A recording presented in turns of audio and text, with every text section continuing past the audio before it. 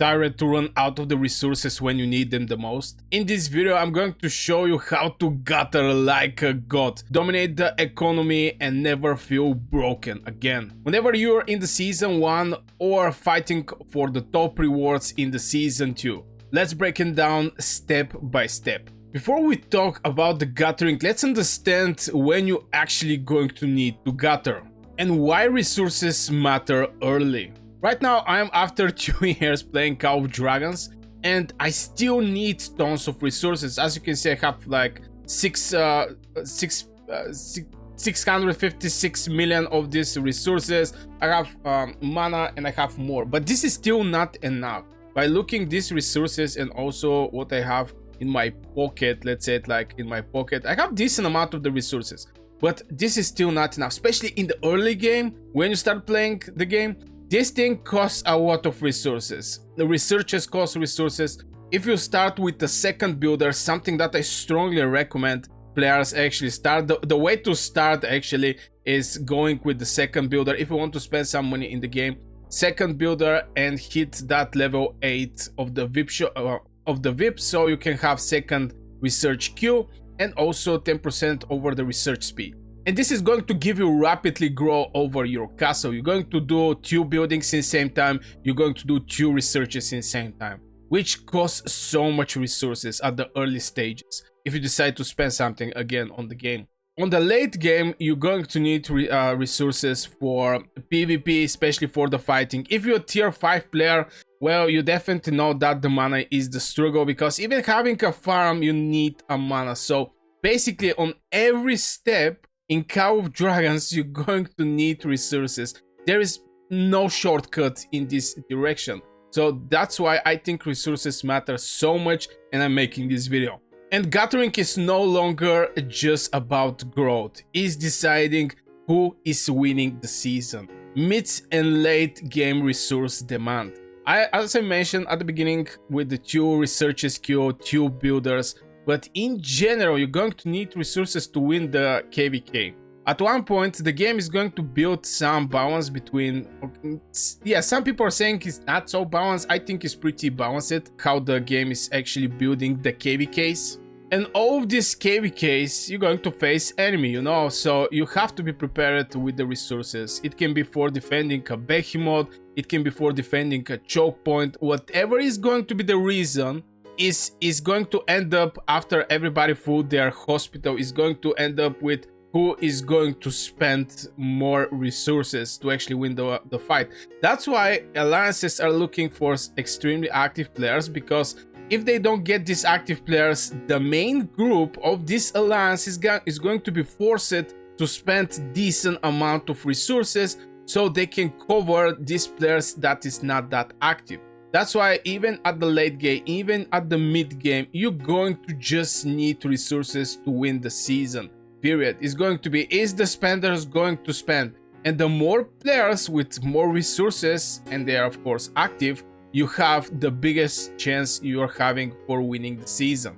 And if you think about it, this is a great exchange of resources over rewards. By winning the season, you're going to get the dragon, you're going to get more behemoths, you're going to get some gems for the first kill of the behemoth, elite behemoth, right, more gems, getting gates, more gems, winning the season, shards for better pet skill, and some of the pet skills is something like a must-have. And don't forget to like the video if you ever feel stuck without resources right before some events or some PvP fights. It helps push the content to more players like you.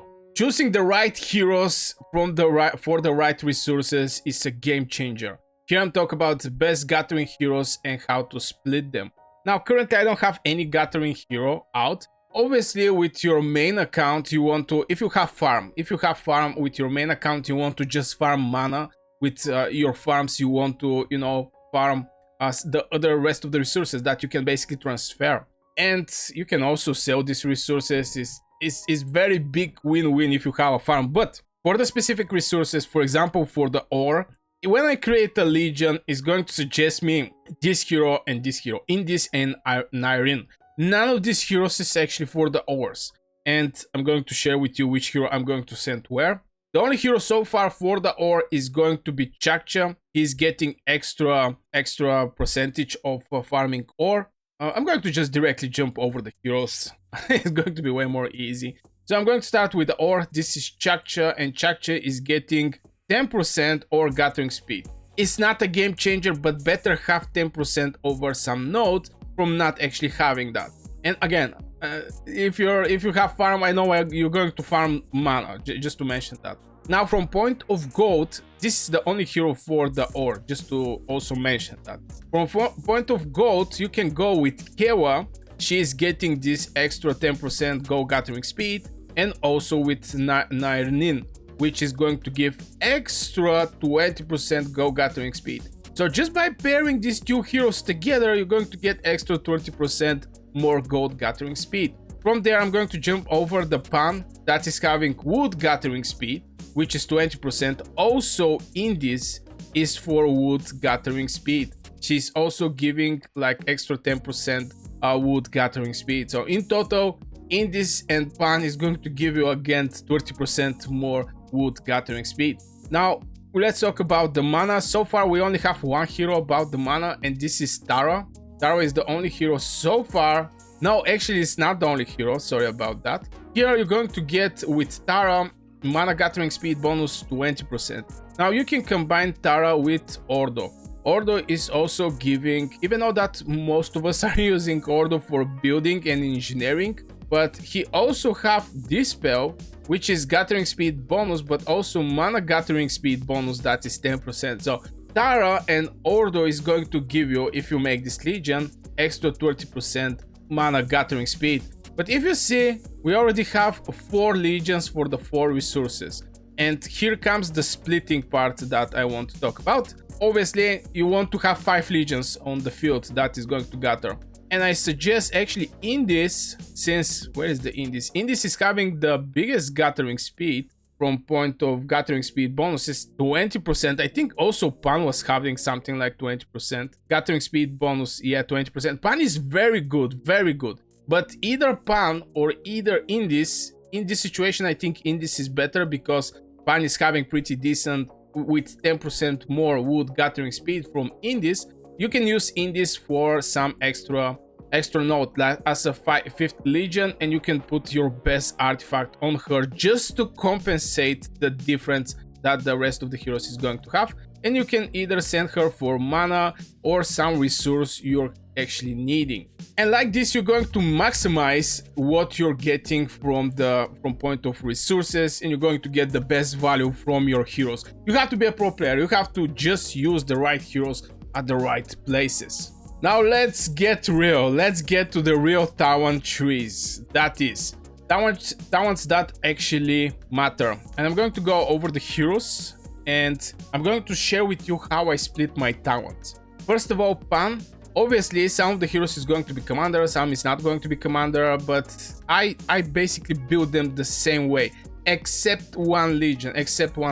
So here, as you can see, I go for Windfall, and everything is gathering speed and extra XP related. Now, the moment where my Pan actually hit level 60, she's already level 60, I can actually make changes in the talents and remove this thing, Earth Grace. Back in the days when the heroes was, you level up a hero and the next season the heroes get resetted to level 1 again. So this build was extremely effective, but later in the game it's not that effective. Now you cannot skip this one, but if your hero is level 60, you definitely can skip this one and maybe go with this one or maybe this one. It didn't actually matter. Your legion attacked when gathering, they have 100% chance to be automatically recurred to the city, and also I think, yeah. But yeah, the point here is getting this one, Windfall, and also the gathering speed. If you don't need this one, you use your talent somewhere else. And I have one hero that is having different talents, and this is Indis. She's having this talent, Lay of Land. The main reason is with Indis I always farm mana. Now, if you have 2 heroes with this talent, it have to be on the different places. One of them have to gather, for example, mana, the other one have to gather woods. Like this, you're going to boost the productivity in your city with 50% for 1 hour.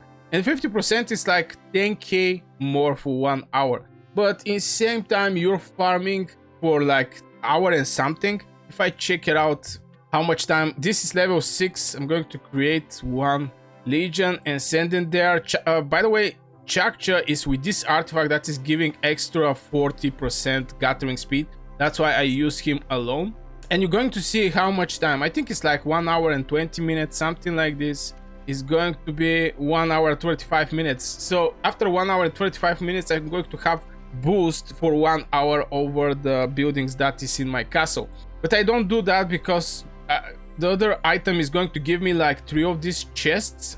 That is giving way more resources if you look close. Not way more resources from the specific resource you're going to boost. That's why I have one for mana, but it's going to give you chests that can contain more mana.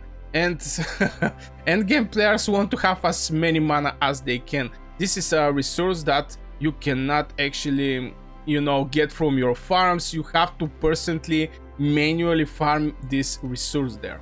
There is a new high quality of life that changes that some of the people may actually miss, but it's a big one. And what I'm speaking about is boosting this enhanced boosters. As you can see, my gold boost is 1 day and 20 hours. My wood boost is again 1 day and 20 hours.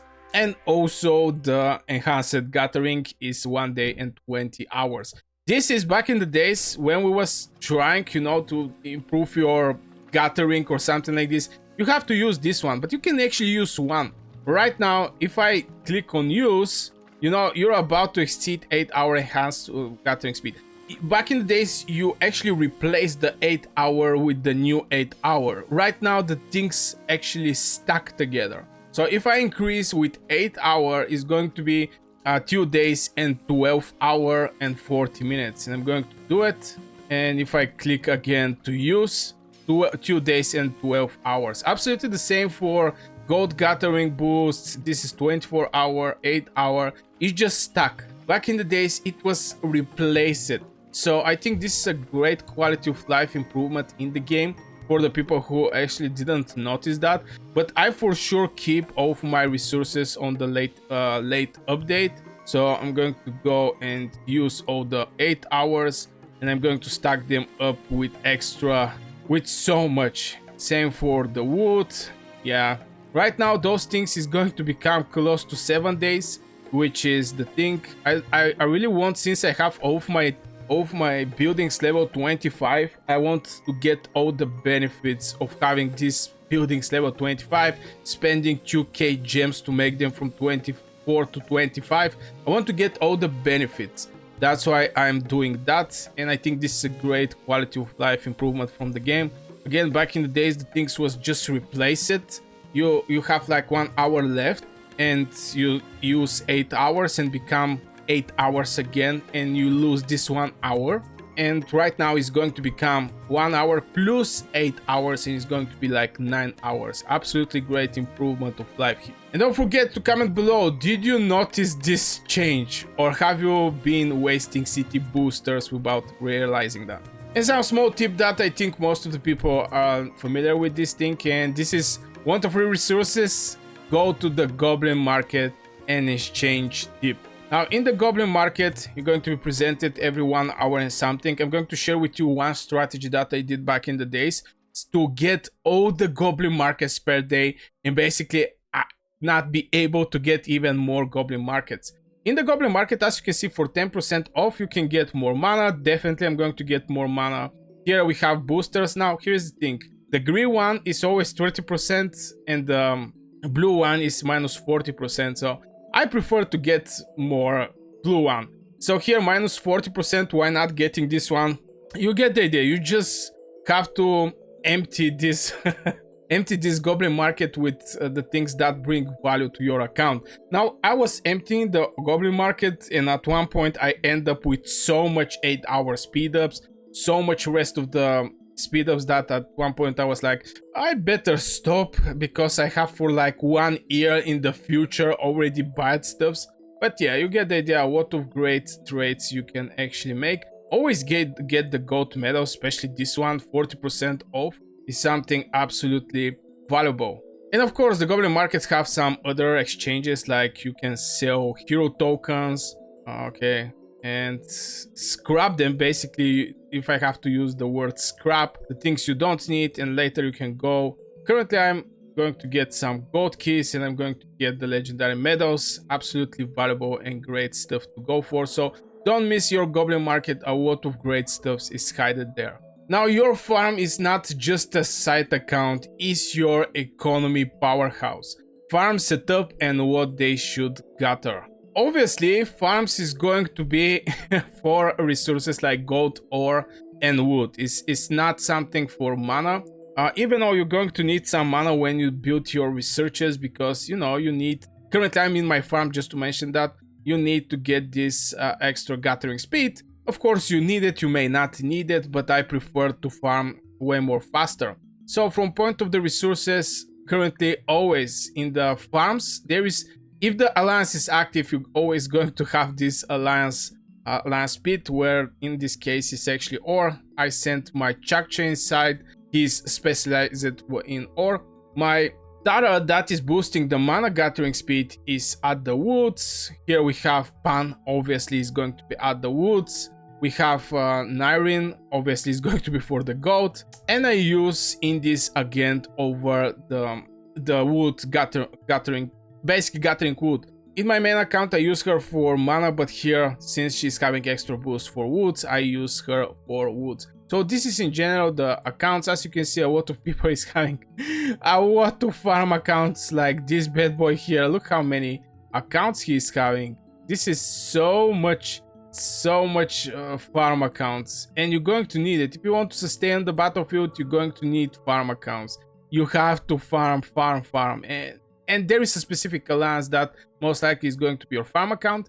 At one point, when you gather a decent amount of resources, you can just, you know, jump with your main account in this farm alliance, or jump with your farm account in your main alliance and transfer these resources. Something I have to mention about the farms is never go over 15 million. It's just you're going to get content for the KVK, and as you can see, this one is 12, 11 million. There is nobody who is 14.991 million. 14.999 million.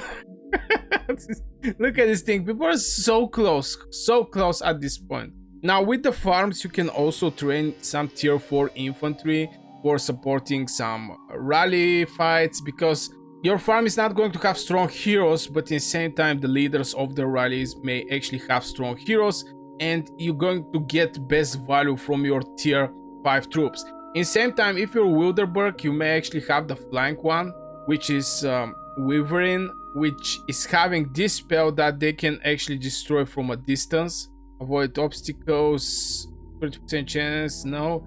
Can destroy buildings from a long distance. This is also extremely valuable in the Alliance Wars, especially just because with your farm you can send to start destroying something, and it's specific. How to say it? It's specific. It's starting first of all with tier 3, which is a decent tier, and it's going to help your alliance. Still, with your main account, you're going to fight and defend these destroyers. With your farm account, you can just send them and they're going to do the destroying part. You don't need that much control there. You just send them and they're going to destroy. So farms have so many places that you can apply the great value of your farm. And don't forget to subscribe if you're building a farm or plan to. I even got more guides about this thing coming out, and also I'm making Call of Dragons daily content, so yeah. You can subscribe to this channel if you enjoy this type of content. And this is not all. Even if your farm is useless, it's basically only for some resources here and there and stuff like this, you can farm forts with these farms. This is something that, I don't know, I do it from time to time, is if you're needing some partner for some Darkling forts, especially in the home kingdom, you can basically one-shot alone these forts. You can get your farm with you because you're going to need a rally, and you can send like couple, you know, couple troops from your farm, so you're going to hit the hard tier from the Darkling forts, and in the same time your farm is going to have a chance to get the gold keys and three times more resources from what your farm actually getting by killing Darkling Patrols, or even your main account. So you're going to get a lot of resources from here, and also the farm is going to support you to make this thing actually happen. You can also get some gold keys, you can get silver keys, tactical manuals, and all these things that later you can use as your advantage. It's just having a farm is something like a must-have in Call of Dragons. Even is going to be like one farm, is still something that you want to get. And don't forget to become a member, channel member, so you can get early access to my new videos. Also, all the stream replays, basically the history of the streams, let's say it like this, even though that they're no longer public. And you're going to support the channel in general. And one final tip I can actually give, because people forgot about this, and even I forgot about this, and this is ready to gather when you're sleeping: Alliance resource speed. This is you sleep time strategy. And with my main account, normally I place myself at the places where there is nobody around me, especially in the home kingdom. And like this, when there's nobody around me, I can, farm more mana, because everybody is looking for the mana. Look at this. Here we have just one mana node and somebody is farming. Mana node, somebody is farming. This one is a Wookiee one. Again, mana is farming, mana. So I just want to be separated from the people. So I'm going to be able to farm mana. And here is the thing. You need, before you go to sleep, just send a hero to your Alliance resource speed. It can be very far away. It can take like 10 minutes to go to this Alliance resource speed. But till you sleep, and when you wake up, the Legion is going to be already there, farm everything they have, and is going to be come back. So you get all the benefits from having Alliance resource speed. And this is the right way to do it, especially when you're going to sleep. Because when you awake, yeah, you can go for mana pits and mana nodes and not actually care that much. As you can see, the farms is not farming mana. Here is one mana. Maybe I should teleport my main account here and farm with the rest of the people here. But yeah, with 2 words, don't forget Alliance resource speed. When you go to sleep, just send these heroes there. Send your strongest march that you have for farming in the Alliance resource speed, and the rest just spread them around the rest of the nodes. And like this, you're going to get best benefits from the time you're not going to play Call of Dragons. So I really hope you guys enjoyed this video. Make sure you hit one like and subscribe if you go that far in the video. Also, become a member if you want to support the channel and get some extra benefits. And see you in the next video.